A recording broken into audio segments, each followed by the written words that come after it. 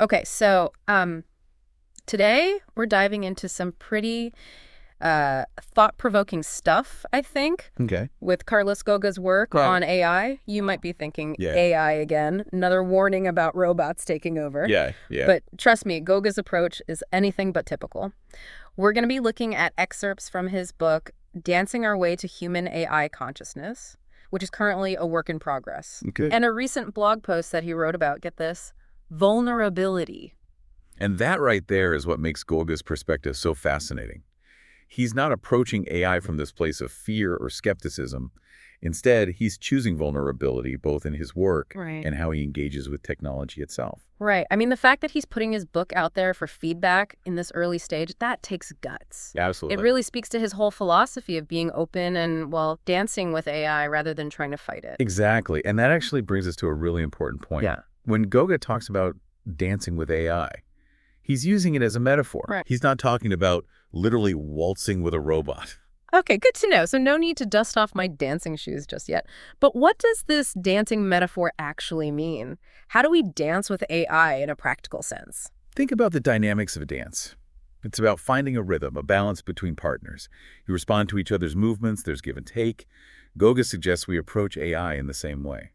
Interesting. So instead of seeing AI as something separate from us, something to be feared, it's more about finding a way to coexist and even collaborate with it. Precisely. And Goga's background is really telling here. You see, he's not just a tech guy. Really? I have to admit, I was picturing someone completely immersed in the world of algorithms and code. Well, he does have 30 years of experience in IT, so you're not entirely off base. But what's fascinating is that he's also deeply involved in mindfulness and personal growth practices. He blends this analytical, tech-savvy side with more introspective, almost spiritual side. Okay, now that you mention it, I can totally see how that combination leads to this whole dancing with AI idea. It's like he's bringing the sense of balance and awareness, something often lacking in the tech world, into the conversation. Exactly. And it's not just talk. Oh. Goga actually walks the walk, using AI tools like ChatGPT and Gemini in his own writing process. Wait, hold on. He uses AI to help him write. That's incredible. Yes, And he's open about it. completely. In fact, he talks about it in his blog. He doesn't shy away from the challenges and even the discomfort that comes with integrating AI into something as personal as writing. That's really interesting. So he's not just saying, hey, AI is great, everyone should use it. He's acknowledging the emotional roller coaster that comes with it, the vulnerabilities it exposes. You know, speaking of vulnerability, I was struck by how much he emphasizes it. Hmm. It's a major theme in both his book and his blog. What's the connection there? That's a great question, and I think it gets to the heart of Goga's philosophy. He believes that vulnerability is crucial, not just in our personal lives, but also in how we approach technology and creativity. Okay. He sees it as a strength, not a weakness, because it allows us to be open to new possibilities, to learn and to grow. So by embracing vulnerability, we're better equipped to dance with AI, to navigate this rapidly changing technological landscape. Exactly.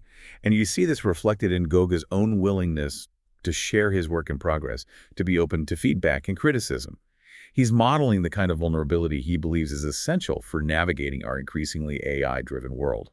Okay, so we've talked about dancing with AI and the importance of vulnerability, but I have to ask, what exactly are we dancing towards? What's the end goal here? Well, that's where things get really interesting. Yeah. Goga poses a really big question in his book, one that I think everyone listening can relate to. He asks, what are humans for? Wow.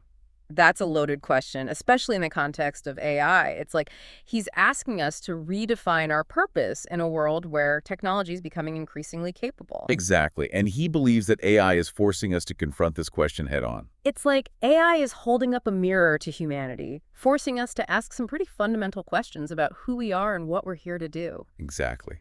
It's a lot to unpack, right? It is, and I'm ready to unpack it. Yeah. So how does Goga suggest we even begin to answer this question of what are humans for in this age of AI? What's his take on all of this?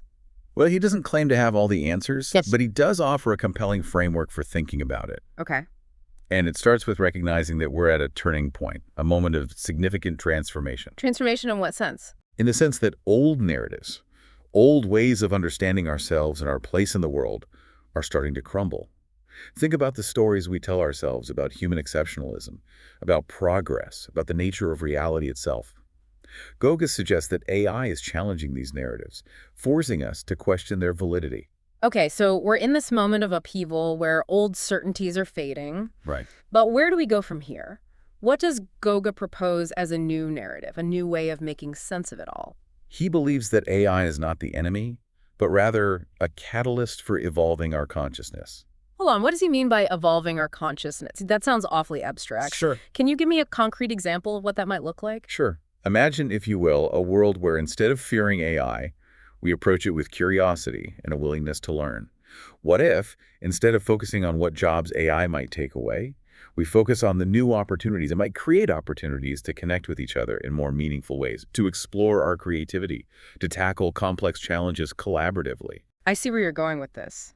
It's about shifting our perspective, expanding our awareness beyond the limitations of our current thinking. Precisely. It's about recognizing that AI is not just a technological advancement, but a mirror reflecting back our own potential for growth and evolution. And that journey starts with small actions, small shifts in how we interact with technology and with each other. So it's not about waiting for some grand solution to the AI problem, but about making conscious choices in our everyday lives. Exactly. And those choices, as Goga points out, can be as simple as being more mindful of how much time we spend scrolling on our phones, or making a conscious effort to engage with diverse viewpoints online, even if we disagree with them. That's a really powerful message. It's about taking responsibility for our relationship with technology, becoming active participants rather than passive consumers. Exactly. And that's where the dancing comes in. It's not about being swept away by the latest tech trends or paralyzed by fear of the unknown. It's about finding our own rhythm, our own way of moving in harmony with these powerful tools. This is fascinating stuff. We've covered a lot of ground, but there's still so much more to unpack. We've explored the concept of dancing with AI, the importance of vulnerability, and the profound questions Goga raises about our purpose in this new technological landscape. But how does this dancing actually play out in our lives? What are the steps we can take to find our own rhythm in this evolving partnership with AI? We'll dive deeper into those questions right after we come back. You know, it's interesting how Goga connects those small, everyday choices to this bigger idea of consciousness evolution. Right. It's like he's saying that how we choose to interact with technology, even in seemingly insignificant ways, can actually contribute to a larger shift in human awareness. Exactly. And he's not just talking about individual transformation. Goga seems to believe that these individual shifts in consciousness can ultimately lead to a collective awakening, a new era where we relate to technology and to each other in more mindful and compassionate ways. So it's about moving from a place of fear and competition to a place of collaboration and shared potential. That's a really optimistic view of the future, especially when you consider how often AI is portrayed in dystopian terms. It is optimistic, but it's not naive. Goga doesn't shy away from the very real challenges and complexities of AI. Right. He acknowledges the potential for job displacement, the ethical dilemmas, the importance of ensuring that AI is developed and used responsibly. That makes sense. It's not about pretending everything is rosy. It's about approaching those challenges with open eyes and a willingness to adapt and evolve. Precisely. And that evolution, as Goga sees it, goes hand in hand with our ability to cultivate qualities like empathy, creativity, and critical thinking. Okay. These are the very qualities that AI, at least in its current form, lacks. So it's like Goga is saying that the more advanced AI becomes, the more important it is for us to cultivate those uniquely human qualities. Exactly. And it's not just about becoming better humans in some abstract sense. It's about recognizing that these qualities are essential for navigating an increasingly complex world, one where the lines between human and machine are becoming increasingly blurred. This is giving me a lot to think about. It's like we're in this dance, not just with AI, but with ourselves. We're constantly figuring out our steps, adjusting to the rhythm of technological advancement, and hopefully evolving along the way. That's a beautiful way to put it. And, speaking of dancing, Goga makes a really interesting point about how we often view technology as something separate from us, something external that we need to control or conquer. But what if, he asks, we thought of it more like an extension of ourselves, a tool for amplifying our own innate abilities and aspirations? I love that reframing. It's like instead of seeing technology as something to be feared or dominated, we start to see it as a potential partner in our own evolution. Right? But what does that look like in practice? How can we move from this adversarial mindset to one of collaboration and partnership? Well, Goga talks about the importance of approaching AI with the same kind of curiosity and openness that we bring to a new relationship. Okay, I'm intrigued. Tell me more about this relational aspect of AI. Well, think about the qualities we value in our relationships with other people. Things like trust, empathy, and a willingness to listen and understand. Goga suggests that these same qualities are essential for building a healthy and productive relationship with technology. So it's about approaching AI not just with our heads, but with our hearts as well. Exactly. It's about recognizing that technology, even in its most advanced forms, is ultimately a reflection of our own values, our own hopes and fears. Hmm. And by bringing more awareness and intention to our interactions with technology, we can start to shape a future where AI is not something to be feared, but a force for positive change. It's like we're co-creating the future step by step with every interaction. Hmm. But that brings up a question for me. We've been talking about the big picture here, consciousness, evolution, collective awakening, all of that. Right. But what about those of us who are just trying to navigate our everyday lives? How does this dancing with AI actually play out in a practical sense? What can we do starting today to feel more in sync with technology and less overwhelmed by it all? That's a great question, and it's one that Goga addresses directly in his work. He emphasizes that dancing with AI is not about becoming a tech expert or spending hours meditating on the nature of consciousness. Okay. It's about making small, conscious choices in our everyday lives that align with our values and aspirations. Okay, so give me an example. What's one small step someone listening to this could take today to start dancing with AI in a more conscious way? Well, Goga talks a lot about the importance of becoming aware of our digital habits. Okay. How much time do we spend online? What kind of content are we consuming? Are we using technology in ways that support our well-being and help us live more fulfilling lives? It's like hitting the pause button before we hit the play button on our devices, becoming more mindful of the choices we're making in each moment. Exactly. And from that place of awareness, we can start to make different choices. Maybe it's setting boundaries around our tech use, like designating certain times of day as device-free.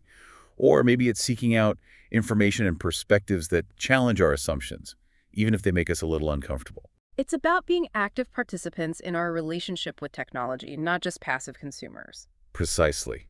And that's a really powerful message, especially in a world where it's so easy to get swept up in the latest tech trends and anxieties about AI.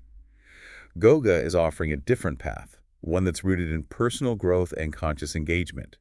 He even goes so far as to call it a path of joyful participation in the unfolding story of AI. There's that optimism again, but I have to admit I'm starting to catch his drift. Yeah, It's not about denying the challenges, but about approaching them with a sense of curiosity, even playfulness. And that brings me back to the dancing metaphor. right. If we think of it as a dance, it means there will be missteps, awkward moments, times when we're not sure what we're doing, Sure. but that's all part of the process, right? Absolutely. And just like learning any new dance, it takes practice, patience, and a willingness to embrace those awkward moments as opportunities for growth. So it's not about striving for perfection, but about showing up with an open heart and a willingness to learn and adapt along the way. Exactly. And that, I think, is the most empowering message Goga offers. Yeah. He's not saying we have to be tech geniuses or spiritual gurus to navigate this new landscape. He's saying that the most important qualities we can cultivate are those that are already within us: our curiosity, our empathy, our capacity for growth and transformation. Okay, I'm ready to take this to the next level. Yeah. We've talked about the importance of small actions and conscious choices, but how do those individual actions translate into collective change? How do we move from dancing with AI on a personal level to creating a world where technology is truly aligned with our highest values and aspirations? That's the million-dollar question, isn't it? Right? How do we bridge that gap between individual transformation and collective change? It feels like we need a collective shift in consciousness, a shared understanding of how to move forward together. Yeah. But where do we even begin? Well, Goga would say we begin right where we are, with ourselves. Hmm. He talks about the power of leading by example, of embodying the change we wish to see in the world. So it's not about waiting for someone else to fix it, but about becoming the change makers ourselves. Exactly. Each of us has a role to play, a unique contribution to make. Okay. And those contributions might look different for everyone. For some, it might mean advocating for ethical guidelines in AI development. Right. For others, it might mean using their creativity to explore the potential of AI for social good. It's like that saying, be the change you want to see in the world. Mm-hmm. But it's not just about being the change, is it? It's also about inspiring others to join the dance. Absolutely. And Yeah. that's where things get really interesting. You see, when we start to embody these qualities of openness, curiosity, and mindful engagement with technology, it ripples outward.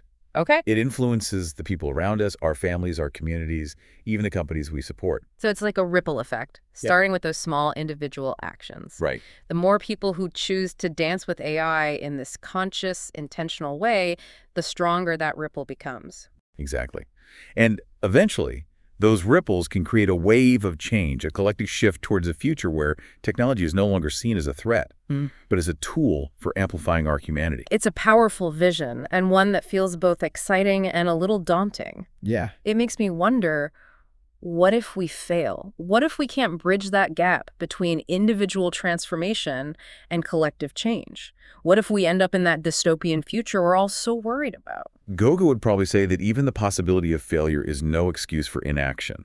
He often quotes the philosopher Søren Kierkegaard, who said, "Anxiety is the dizziness of freedom." Okay. In other words, it's natural to feel anxious in the face of so much uncertainty, Right. but it's precisely that anxiety, that dizziness, that reminds us we have a choice.